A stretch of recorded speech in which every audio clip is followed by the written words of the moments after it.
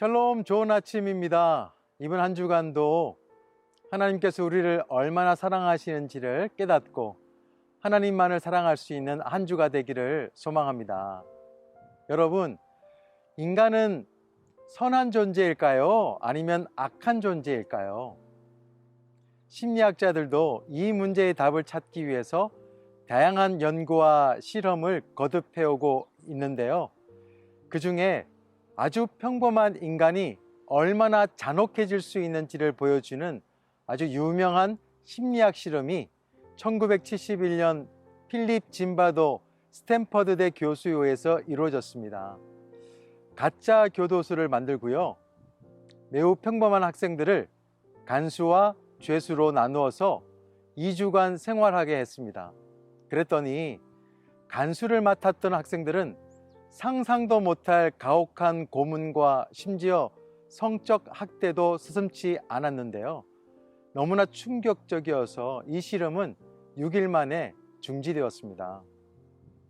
인간은 처한 상황에 따라서 악마가 될 수도 있다라는 것을 보여준 것이 스탠퍼드 교도소 실험이었습니다.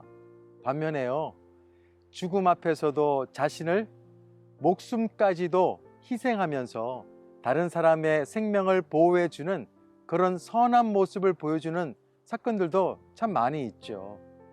그러다 보니까 과연 인간은 선한 존재인가 아니면 악한 존재인가 논쟁이 벌어집니다. 그럼 여러분들께서는 선하신가요? 아니면 악하신가요? 어떠신가요? 성경은 어떻게 말하죠? 성경은 모든 사람은 죄인이다 이렇게 말합니다. 그래서 성경은 스스로 선해질 수 없기 때문에 우리의 죄를 대신하여 죽으신 예수 그리스도를 통해서 의로워질 수 있음을 가르쳐 주죠. 그리고 예수 그리스도의 희생으로 다시 태어난 그리스도인들은 성경에서 말하고 있는 윤리, 즉 성경적 가치관을 따라서 살아야 된다 이렇게 답을 줍니다. 대표적인 기독교 윤리가 바로 십계명인데요. 오늘 말씀은 십계명의 6번째죠. 살인하지 말라라는 계명을 좀 더 구체적으로 설명하고 있습니다. 우리가 사는 이곳에는 원치 않지만 사람 사는 곳이기 때문에 살인 사건이 벌어지고요.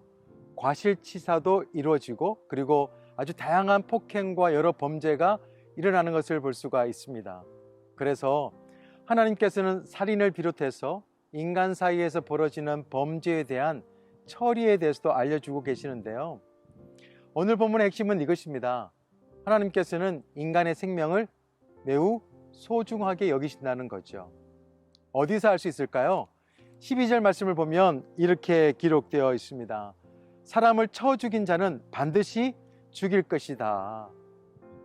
이 말씀은 처벌의 중심을 둔 것이 아니라 예방과 방지에 중점을 둔 거예요.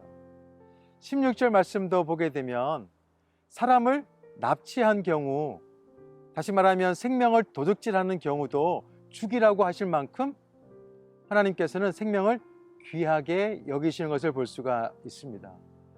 그럼 하나님은 왜 생명을 존귀하게 여기실까요? 우리가 잘 아는 말씀 창세기 1장 27절 보면 하나님이 자기 형상 곧 하나님의 형상대로 사람을 창조하셨다라고 기록되어 있습니다. 그래요, 사람은 이 땅에서 아주 유일하게 하나님의 형상으로 하나님의 모습으로 지음을 받은 존재이기 때문입니다. 그래서 인간을 존중하지 않고 인간을 사랑하지 않는 것은 곧 그를 지으신 하나님을 존중하지 않고 사랑하지 않는 것입니다. 특히 생명은 누구의 거예요? 하나님의 것입니다. 사람이 누군가의 생명을 빼앗는다는 것은 하나님의 자리를 빼앗는 악한 행위입니다.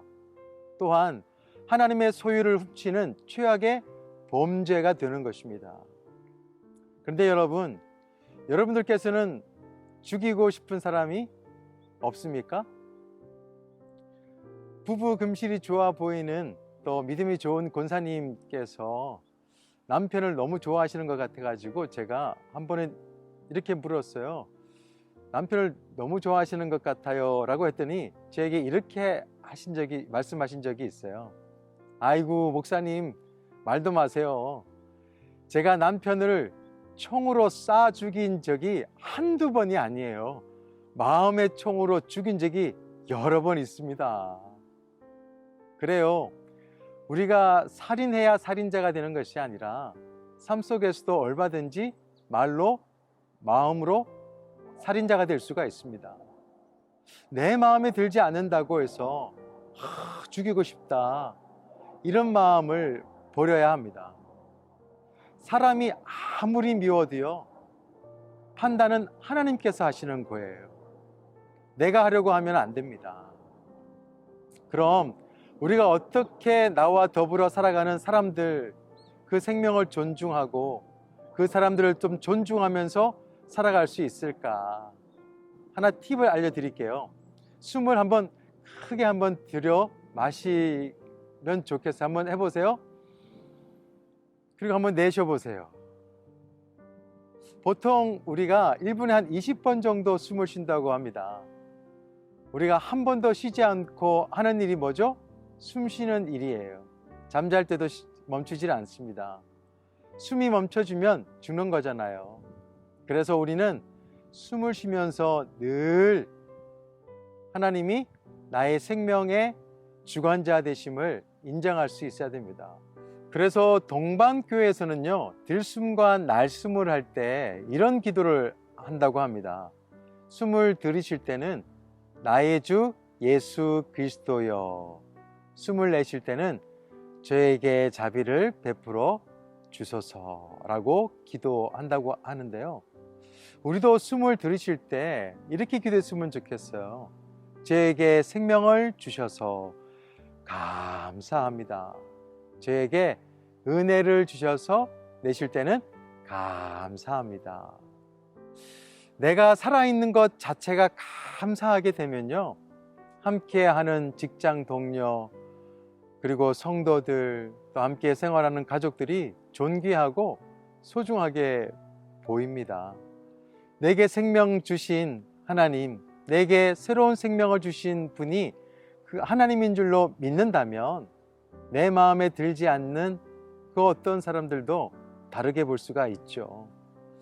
오늘 하루도 여러 사람들과 만나게 되어질 것입니다. 내가 좋아하는 사람도 만나게 되겠지만 그렇지 않은 경우도 있어요. 그렇기 때문에 오늘 하루 시작하시면서요, 내게 생명 주신 하나님께 먼저 감사해 보세요.